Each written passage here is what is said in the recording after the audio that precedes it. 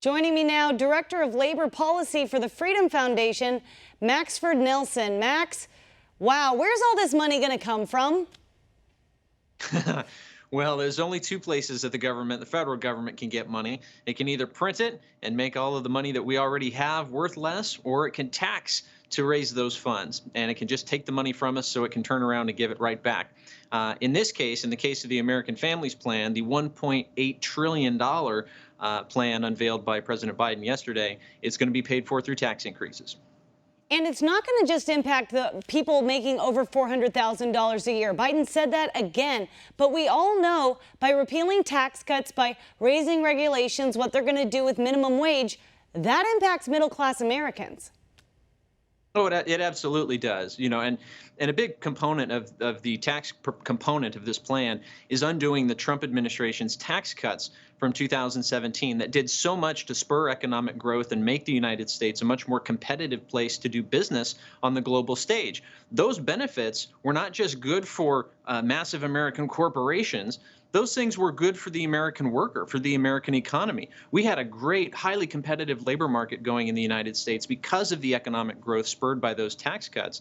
Now Biden wants to take an axe to those and smother the economy and smother our economic recovery from the COVID pandemic with crushing new tax burdens.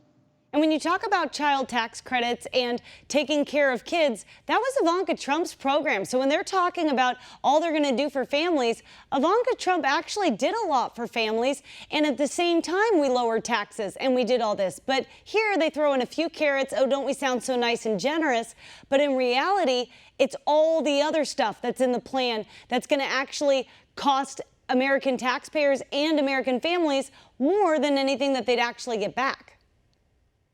The amount of money that we're talking about here is it's literally unfathomable. I mean, I'm old enough to remember that the Obama administration's highly controversial stimulus package was $800 billion. And now we're looking at a $1.8 trillion American Families Plan, the $2.3 trillion American Jobs Plan, on top of the trillions of dollars in COVID relief that has gone out in recent months.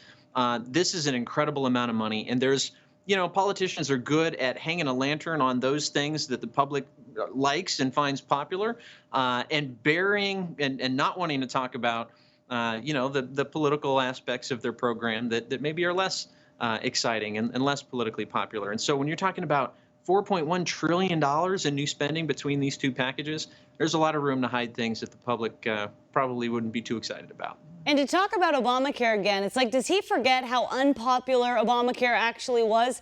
People's premiums went up. President Trump saved Obamacare by making it still run so people wouldn't lose their insurance, and we were going to replace it. But President Trump ran it better. We protected people with pre-existing conditions. We had these deals with the insurance companies to provide free testing for COVID, free vaccines. So when they try to make it sound like the Democrats are so compassionate, we're going to give you free health care and take care of you, President Trump was the one actually doing it, but making everyone work together. But something else I want to talk to you about, because there were a lot of gasps when he said it. Unions built the middle class. Your reaction to that? There's unions have a place to play in the American economy. They absolutely do. But what Joe Biden has done and what his administration has done so far is make it very clear that they don't care so much about American workers. They care about whatever's good for union bosses.